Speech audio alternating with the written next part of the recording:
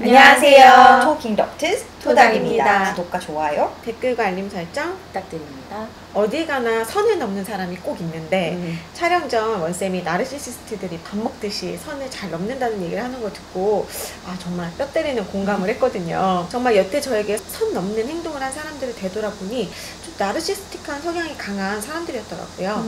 저도 이 특성을 알고 나서 주위 나르들의 행동을 더 잘 이해하게 됐어요. 근데 나르 친구 N의 두드러진 특징 중 하나가 바로 주위 사람들을 엄청 불편해하는 얘기 아무렇지도 않게 잘하기였거든요. 예를 들어 누가 봐도 남편이랑 사이가 안 좋은 친구가 있었는데 워낙 자기 얘기를 하는 것을 좋아하지 않는 스타일이었거든요. 그런데 사람들이 여러 명 있는 자리에서 N이 그 친구한테 너 요즘 남편이랑 사이 되게 안 좋아 보이던데 얘도 없는데 아니다 싶으면 얼른 이혼해 그러는 거예요.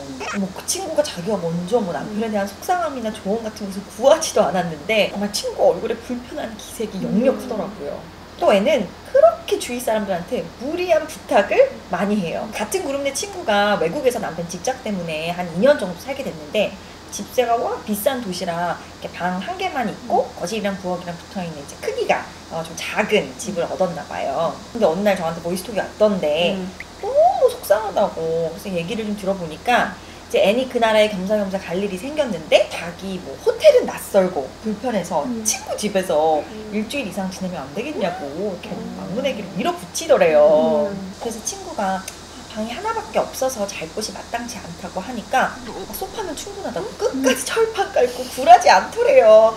그래서 차마 친구가 거절을 못해서 정말 일주일 이상 그 작은 집에서 거실과 부엌도 마음대로 못 쓰고 앤 빨래 다 해주면서 정말 너무 힘들었다고 하더라고요. 저는 제 친구 시어머니가 나르시시스트인데 정말 며느리한테 선 넘는 발언을 마구 날리시더라고요. 친구가 임신 준비를 하는데 시어머니가 아들을 꼭 낳아야 된다고 하면서 어디서 들은 얘기인지 친구에게 아들 낳을 확률을 높이기 위해서 뭐 성관계를 특정 체위로 뭐 무슨 날짜에 꼭 하라고 얼굴 보고 얘기하고 전화로도 자꾸 연락하셔서 정말 친구가 너무 끔찍했대요.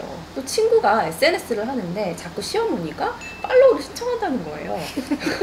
친구가 막 신청을 못 본 척 하니까 시아버지 계정을 하나 더 만들어서 또 신청하고 남편이 시어머니한테 그래서 한마디 하니까 내가 외로워서 너네 재미있게 지내는 거라도 보면서 마음 달래려고 했지 미안하다 하면서 또 친구를 매정한 며느리로 만들어버렸다네요. 또 아무 때나 연락도 없이 집에 찾아오신다는 거예요. 친구가 속옷만 입고 남편이랑 TV를 보고 있는데 갑자기 띵동 하셔서 혼비백산한 경우가 한두 번이 아니라고 하더라고요. 근데 아무리 얘기를 해도 아랑곳하지 않고 계속 그런 행동을 반복했대요. 직장에서도 선 넘는 상사들 있잖아요. 주중 일과 지났는데도 계속 회식하자고 하고 왜냐면 삐져서 나중에 은근히 복수하고 심지어 주말에 같이 운동하자고 하고 또 신체적으로도 선을 넘는 경우도 있죠. 술자리에서 다 같이 뭐 으쌰으쌰 하자면 은근히 뭐 슬쩍 어깨 동무를 하고 손잡고 그래서 불편해하는 기색 보이면 파이팅하자는 의미였는데 불편했나봐 예민한 스타일이었구나 미안해 하면서 내가 이상하게 하는 것처럼 막 가스라이팅하고 또 업무의 일들을 아랫사람들에게 시키는 것도 선을 넘는 행동이죠.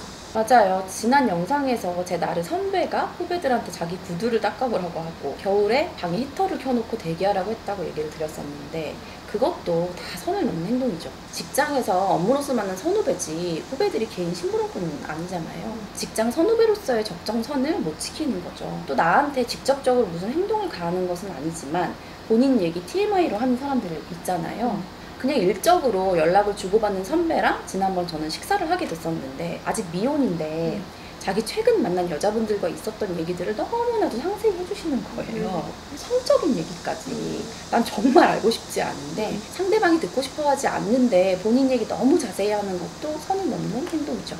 불편하죠. 네, 그래서 개개인이 마땅하게 지킬 권리가 있는 이런 신체적, 심리적 선, 이렇게 마운더리라고도 하는데 바로 건강한 나의 자아 정체성을 지켜주는 심리적인 경계죠. 이런 마운더리를 상대방이 넘나드는 행위를 하면 정말 당하는 당사자는 너무 마음이 불편하고 괴롭죠. 근데 나르들은 선을 넘는 행동들이 특히 많이 해요. 그 이유는 첫 번째, 자신은 남들보다 우월하다는 과대 사고와 아무 행동이나 다 해도 된다는 특권의식이 있어서 다른 사람들은 다 지키는 이런 암묵적인 타인의 마운더리를 본인은 안 지켜도 된다고 생각해서예요. 두 번째는 자기 힘을 과시하고 싶어서예요. 내가 하는 말과 행동이 너를 불편하게 하더라도 너는 받아들여. 이런 식이죠.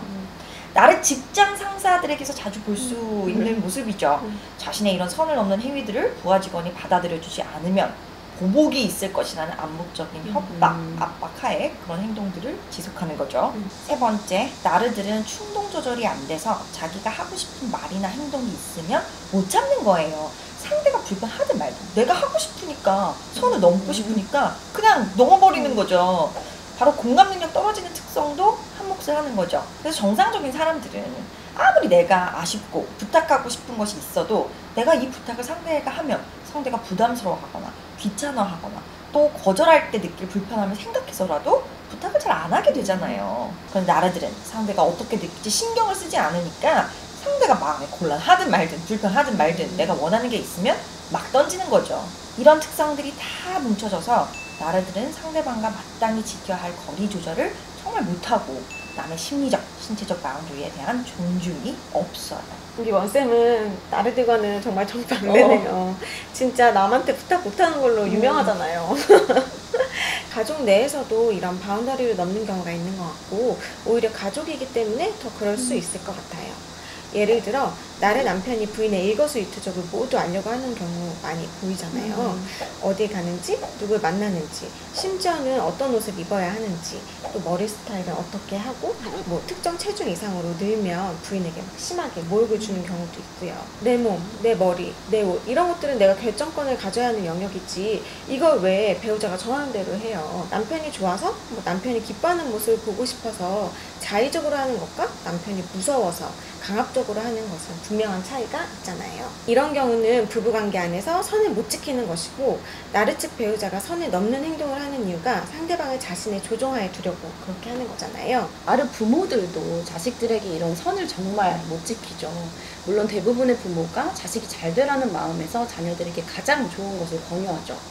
근데 나르 부모는 권유의 수준이 아닌 아무리 미성년자지만 개인의 바운더리를 과하게 침범하는 강요를 할 때가 있죠. 공부 잘하는 친구, 집이 부유한 친구가 아니면 같이 못 어울리게 하면서 자녀가 사귈 친구들을 부모가 대신 골라주고 자기와 비슷한 취향을 가질 것을 강요하고, 예를 들어 아이는 가요를 좋아하는데 부모는 클래식을 좋아한다고 클래식 아니면 못 듣게 하고, 부모가 마른 체형을 선호해서 초등학교 저학년 딸에게 저염식, 저탄수화물 식단만 먹게 해서 딸이 친구들이랑 뭐 떡볶이나 피자라도 먹으려고 하면 혼을 내고 이런 행동들을 보일 수 있죠.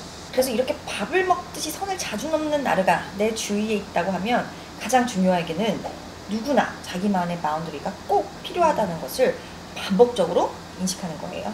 어렸을 때부터 가정에서, 사회에서 이런 자기 바운더리에 대한 존중이 없는 환경에 계속 노출이 되면 자율성이 존중되지 않는 강압적인 분위기의 집안이나 학교에서 성장했고 이런 시기부터 그런 직장에서 일했다면 이런 나만의 영역, 공간을 내가 필요로 하고 마땅히 가질 권리가 있다는 것을 인지조차 하지 못할 수 있어요.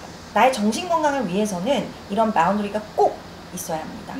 만약 주위의 나르가 내가 이런 나만의 영역을 지키려는 것에 대해 예민하다, 이기적이다라고 나를 비난하거나 화를 내면서 내가 잘못하고 있는 것처럼 느끼게 한다면 이건 나르의 문제이지 내가 잘못 생각하는 것이 아니라는 것을 꼭 인지하시기 바랍니다.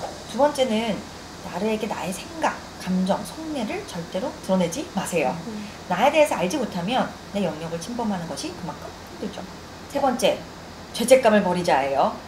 많은 경우 우리가 상대로 하여금 내 바운더리를 침범하게 두는 이유는 바로 내가 만약 선을 그으면 상대방이 어떻게 느낄지 염려가 되고 미안한 마음이 들어서기 때문이죠. 나르가 무리한 부탁을 해와도 거절을 못하고 나에게 정말 듣고 싶어하지 않는 본인에 대한 TMI를 할 때도 계속 들어주고 나한테 내가 얘기하고 싶지 않은 주제나 상처에 대해서 상대가 마구 캐물을 때 난 이거에 대해서 너랑 얘기하는 것이 불편해 라고 자르지 못하고 사랑이라는 명목하에 나에게 어떤 프라이버시도 자율권도 갖지 못하도록 내 바운더리를 넘나드는 배우자나 부모에게 NO! 라고 얘기를 못하는 것은 상대방에게 선을 그었을 때 상대방이 느낄 민망에 대한 염려 그리고 미안함 때문이죠.